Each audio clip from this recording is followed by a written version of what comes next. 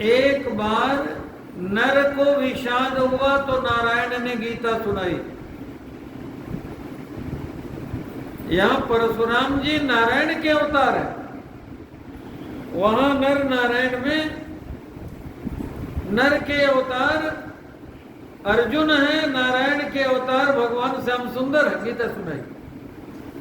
यहां जब नारायण को ही मोह हो गया, परशुराम जी स्वयं नारायण के अवतार है, 24 अवतारों में अवतार है,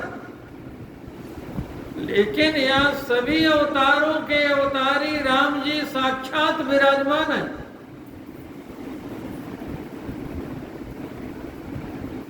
तब नर ने समझाया नारायण को, और राम जी जो सभी अवतारों के अवतारी हैं, जो महानारायण है, चिन्मय स्मिन महाविष्णु जाते दशरथे हरो, उन्होंने सहयोग दिया।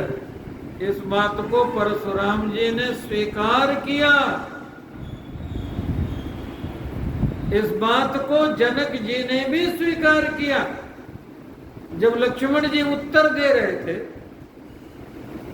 तो लोग बहुत डर रहे थे। थर थर कांपहि पुर नर नारी, छोट कुमार खोट हमारी। अच्छा जी, जनक जी भी कह रहे थे मस्त करो अनुचित फल नहीं, बस करो, अब नहीं बोलना चाहिए। लेकिन लक्ष्मण जी ने परशुराम जी के ज्ञान नेत्र को कैसे खोला है? लक्ष्मण जी ने भगवान के प्रभाव को बताया। परशुराम जी की दृष्टि खंड पर पड़ गई। देखे चाप खंड मैदान, और लक्ष्मण जी भगवान को छोड़ करके किसी को देखते नहीं, परशुराम जी को दिखाना चाहते हैं। अब परशुराम जी अपना बल पौरुष दिखाना चाहते हैं। परशुराम जी क्या बोल रहे हैं? मेरी ओर देखो। लक्ष्मण जी ने कहा मैं जहां देख रहा हूं वहीं ठीक है। परशुराम जी ने फरसा दिखाया, परशु बिलोक महीप कुमारा। लक्ष्मण जी ने कहा फरसे को आप देख रहे हो, फरसे को देखना बंद करके उधर देखो जिधर मैं देख रहा हूं, वो अखंड है। संसार में सब खंड खंड है। आपने पहले ही खंड को देखा, देखे चाप खंड। राम जी ज्ञान है अखंड एक सीतावर, और लक्ष्मण जी राम जी की ओर दिखाने में सफल हुए। दो बातें सामने आई, रहस्य की बात बता रहा हूं। 18 अध्याय में श्रीमद् भगवद गीता है। यहां परशुराम लक्ष्मण संवाद 18 दोहे में है। ये संपूर्ण गीता।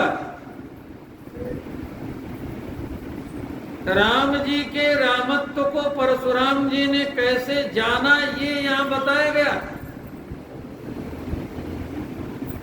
जब परशुराम जी क्रोधित हुए और फरसा लेकर के दौड़े, परशुराम जी का हाथ चेतन है, चेतन हाथ में फरसा है, लेकिन परशुराम जी को क्या समझ में आया? बहन हाथ दहरी सी छाती, भाक उठार कुंठित नृपघाती। ये अनुभव किया कि चेतन तो जड़ हो गया, मुझ में जड़ता आ गई। मेरा क्रोध कैसे कम पड़ रहा है? मोरे हृदय कृपा कसिकाऊ, परसु अछत देखो जियत बैरी भूप किशोर। ये असंभव संभव हो रहा है। तब ये समझ में आया कि चेतन तो जड़ हो गया, अब जड़ चेतन हो जाए तो समझ लो कि भगवान। नारायण को समझ में आ जाए महानारायण का दर्शन हो रहा है, विष्णु को समझ में आ जाए कि महाविष्णु का दर्शन हो रहा है, परशुराम जी को समझ में आ जाए कि साक्षात राम जी का दर्शन हो रहा है। तब अंत में बहुत बड़ी बात को थोड़े में कह रहा हूं, क्या कहा कि मेरे पास जो धनुष है ना ये जड़ है, मैं चेतन जड़ हो गया, अब ये धनुष चेतन हो जाए तो चेतन जड़, जड़ चेतन हो जाए तो मेरी आंख खुल जाए। राम रमापति कर धन लेहु, खैचहु मोर मिटे संदेहु।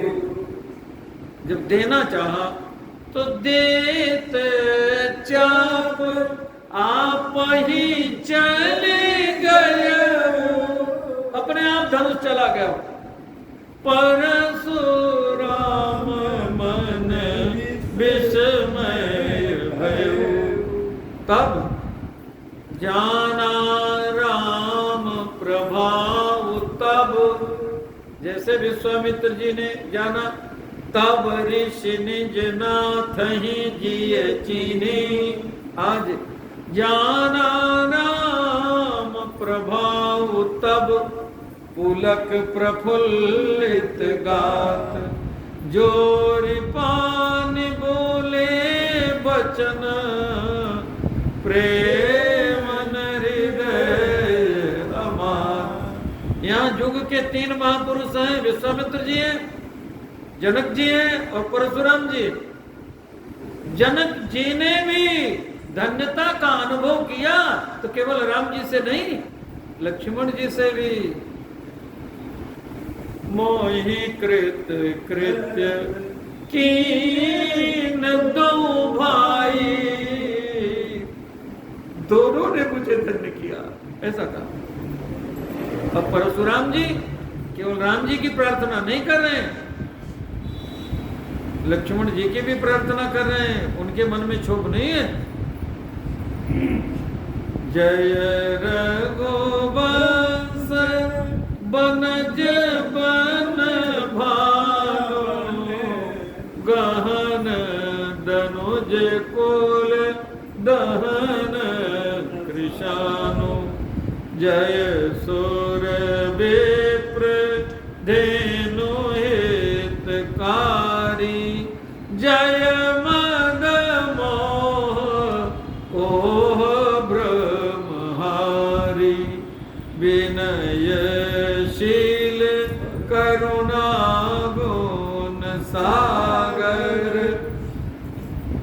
विनयशील करुणा गुण सागर। जयति बचन रचनायति नागर, करो काहु मुख एक प्रशंसा। जय महेश मन मानस हंसा। अब क्षमा मांग रहे हैं।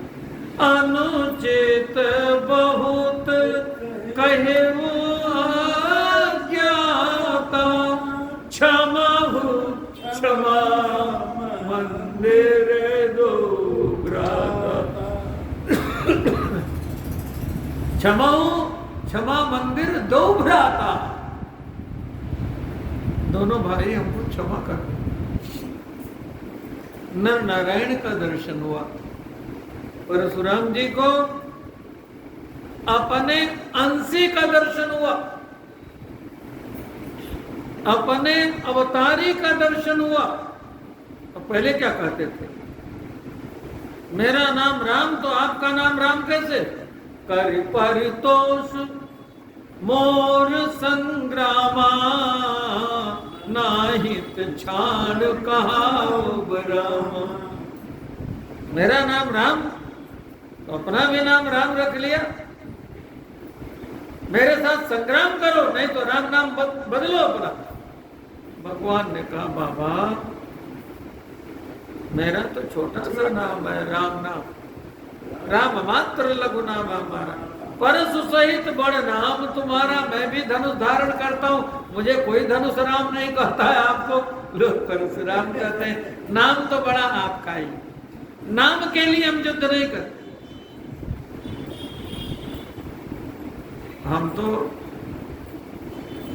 युद्ध में जीत भी सकते हैं, युद्ध होगा तो कोई तो जीतेगा, लेकिन युद्ध होने से पहले यदि मैं हार मान लूं तो सब प्रकार हम तुम सर निरभिमानिता से अभिमान को पराजित किया है प्रभु ने। बड़ा अद्भुत संवाद है, जन्म जन्म की ग्रंथि यहाँ खुल जाती है। भगवान ने कहा धनुष पर बाण चढ़ गया है, अब क्या करें? आपने दे दिया धनुष, धनुष अपने आप आ गया, अब बताओ मैं क्या करूं? बाण अमोघ है, किस पर चलाऊं? आप ब्राह्मण कुल में उत्पन्न है, आप पर तो हम चला नहीं सकते। आपके पास दो है, एक तो मन के गति से जाने कि सामर्थ्य आपकी, या आपने पुण्य करके बड़े बड़े पुण्य लोकों को प्राप्त किया है, तो आपके उन प्राप्त पुण्य लोकों को नष्ट कर दूं कि आपकी गति को नष्ट कर दूं? तो परशुराम जी ने कहा ये सारी पृथ्वी हमने दान कर दी है कश्यप ऋषि को, सर्वा कश्यपा प्रजा, और पृथ्वी पर मैं रहता नहीं, दिन भर भले पृथ्वी में सर्वत्र विचरण करूं, रात को विश्राम महेंद्रचल पर्वत पर करता हूं। तो मन की गति से जाने वाली जो मेरी सामर्थ्य है उसे रहने दीजिए, मेरे पुण्य लोकों को नष्ट कर दीजिए, मैं फिर से प्राप्त कर लूंगा। परशुराम जी भगवान की प्रशंसा, कहे जय जय जय रघुकुल के तू, भृगुपति गए बनहि तप हेतु। अब कथा आगे बढ़ी, कल को अब ये कल जो सुनेंगे आप लोग। टूटत ही धनु भजबो विबाबो, सुर नर नाग विदित सब काहू। अब क्या होगा? सीता जी तो राम जी की हो गई। तदपि जाई तुम करहु अब जथा वंश व्यवहार, बूझ विप्रकुल वृद्ध गुरु वेद विदित आचार, दूत अवधपुर पठवु जाई। अब वो रह गए कहत न खाटी मीठी, भैया कल है। आप सबकी मंगल कामना करते, वाणी को विश्राम देते। सीताराम।